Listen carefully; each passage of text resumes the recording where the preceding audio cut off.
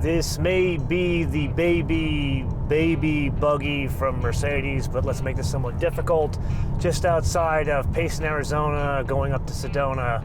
Got an incline here, and wow. When pushing it harder, there's plenty of power delivery. As you can hear, it doesn't have quite that same suppleness of, say, a GLC or anything above this in the rear-wheel drive Mercedes Benz crossover SUV line. And I just want to point something out while we're here. I get this whole MBUX thing, it kind of works, it works quite well, but anytime you say the word Mercedes, this thing butts in, and it's very annoying. So please, shut the hell up.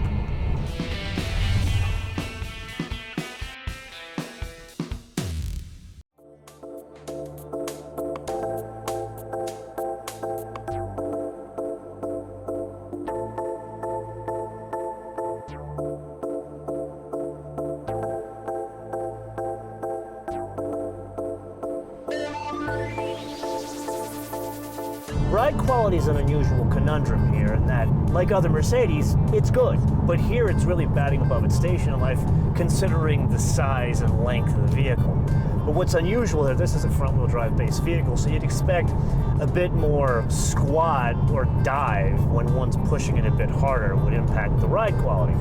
But you don't get that here. What you do get is, if you get really aggressive with it, you notice the height. You notice the weight sits higher in this vehicle, the center of gravity is different, and that's really the only thing that impacts the ride quality overall. Yes, it is indeed that time again to play your favorite game of mine, the options game, with today's contestant, something von Deutschland. However, not that one, and certainly not this one. Rather, something far more practical, the 2020 Mercedes Benz GLB 250 4MATIC SUV for a base price of $38,600. Now, whenever we feature Mercedes in the round of the game here, it's always special because, let's be honest, they have a lot of options and they're usually very expensive. So let's start this round with the options that don't cost anything. The first would be the Night Black, that is no charge. The second is the AMG Line carbon trim on the dash, that is also no charge. Now let's press on to the options we have to write a check for. The gray and black leather interior, $1,450. The AMG Line steering wheel, I don't think I'd pay extra for it, but $360. Then the 20-inch AMG wheels finished in black. Want to go down on record just to say, I am usually not a fan of black wheels, but in this case, Santa Maria Madre de Dios, they look wunderbar, $1,050. Heated and cooled seats in the front, $1,030. Then there's the panoramic sunroof. I am of the school that these should not be optional in a box like this because it makes it more open and airy. But wow, $1,500. That's a lot of money, man. Make a suggestion, cut that price in half, fit them to every one of them as standard, and then I think everybody would agree that is the best solution. Then there's the adaptive suspension. I really like the way this thing drives, but I get it's not for people like me, yet if a person like me can appreciate that, it's because of this option. But here's kind of like a thank you to car guys and gals, people who want a little sharpness in the way it drives. It's not a crazy amount of money. It's $900. So I would say, vielen Dank. Then there is something I'm not going to say vielen Dank for. I am confused. Why is satellite radio optional on an almost $40,000 car? $460. Then while we're on the stereo, the Burmester stereo, something you must have in Mercedes and Porsche. This is not nearly as expensive as other Mercedes, $850. And the 64 color light trim on the inside, basically it's a party trick for your friends, $310. Then I want to point out outside this hangar sits a Hyundai Veloster N. I don't think it's even 30 grand. That has a wireless charger as standard. This, $200 addition. But guess what? We're not even close to being done yet. The packages, driver's assistance package. This is the Distronic Plus, that kind of stuff. One of the better systems here, $2,250. Then the Park Assist package, $1,090. Then there's the exterior lighting package. This does two things. It's the fancier LED headlights, and it also has the auto dim high beams, $900. And then there's the multimedia package. This is the answer to the question of why would anybody get the factory navigation when everybody has a phone? Well, this is the augmented reality navigation where it overlays the augmented reality of the street signs and arrows going in the right direction onto the actual Google Street View. It's very cool, $1,150. Then there's the night package. This stuff all in black. We've had it on virtually every Mercedes on the show, $400. Then there's the Amg Line Package. Didn't we already pay money for the Amg? Oh, that was the steering wheel. Well, this one, you're probably looking at the car featured in this episode and thinking, wow, that one looks so much cooler than the other cars I'm seeing in other videos. Why does your car look so much cooler? This is the reason why. It changes the grille, changes the front, some of the trim, $2,240. Then there's a premium package. That's like bigger screens on the inside, $1,650. Then there's a destination and handling fee of $995 for a total retail price of $57,475. Entirely aware that the intended purpose of this thing is for rugrats, carting them around to suburbs, or folks that don't have rugrats, maybe live in urban areas and they just want a tall vehicle. Either way, steering is important in the usability in both of those cases. So let's push a little harder here. Please don't try this at home. And same experience that we had in the GLC. The steering lets this vehicle down. I don't know if they're deliberately making it feel, I don't want to say vague on center, there's just a numbness to it. There's no precision to it. Like, there's almost a little play. Perhaps this tune, I don't know what it is, an open note to the folks at Mercedes. And that is entirely annoying. Every time I mention the name of the vehicle, which I'm not going to say now, this thing butts in. I just wanted to shut up. Thank you. Please shut up. Anyway, as I was saying, an open note to the folks in Stuttgart, I can't say the name, maybe tighten this up a little bit. It doesn't need to be like an AMG, but make it a bit more precise. If you could do that, I'd greatly appreciate it. Admittedly, what we're driving today is intended to be entirely practical, but in the very near future, there will be a less practical derivation on offer, the GLB 35. And the big change there is the output of the engine. It's still a 2-liter 4-cylinder, but it goes to 302 horsepower and 295 pounds of torque. And what's most interesting there is the engine speed at which the torque comes in. In the car we're driving today, it comes in at 1,800 RPM, but in the GLB 35, it comes in at 3,000 RPM, stays flat all the way to 4,000 RPM. Now that one can only be had as 4MATIC, and just as an aside here, the one we're driving today is 4MATIC, and there's really 3 different modes. There's a mainly front-wheel drive, 80% in the front, 20% in the back. And then there's a sport mode, 70 in the front, 30 in the back. And then there's an off-road mode, and when coupled with a diff lock, it can do 50-50. If I'm reading the tea leaves correctly, they're most likely going to fool with the programming of the 4MATIC system to send more torque to the back, or at least faster to the back. And then back to this GLB 35, the numbers change. It goes from a 0 to 60 time of just under 7 seconds down to 5.1 and a top speed of 130 up to 155. Okay, so it ain't an AMG, but we're in the middle of nowhere and I just like doing this trick, so shall we? A little hesitation there, and let's get this thing up to 40. Panic stop. Oh, that's a little bit of a surprise. So technically, this is a front-wheel drive vehicle, even though the one we're driving is all-wheel drive. Let's try that again from a more highway speed. Scrub some speed off, and wow, it doesn't pull to either side. Usually a front-wheel drive based vehicle, even if it has torque going to the back, some of it, you get some pull from side to side. Here, it's virtually non-existent. About a week ago, also in Arizona, you and I drove the new Sonata together in an episode that I entitled The 2020 Hyundai Sonata Screams That Cars Ain't Dead. Well, I got one hell of a response in the comments from Mr. Tam W. He writes, I love how the media portrays some type of extinction of cars when there never really was a time where car sales were dwindling. He rambles on here, but he closes his comment with, it was 10 or so years ago when the media was pushing people to buy media perpetuating SUVs. I got some news for you, Chief. I'm a car guy. All the people I go on these programs with, their car guys. All the people at the car companies, they're car guys too. If we woke up and we collectively were the emperor for just one day, the first thing we would do is make you buy one of the following: a 911, an Elise, an AMG GTC, a classic car, or if you needed something really practical, it would be a brown diesel manual transmission station wagon. However, we don't have that kind of juice, man. We don't control it. The numbers kind of tell the story, and Mercedes is a great example.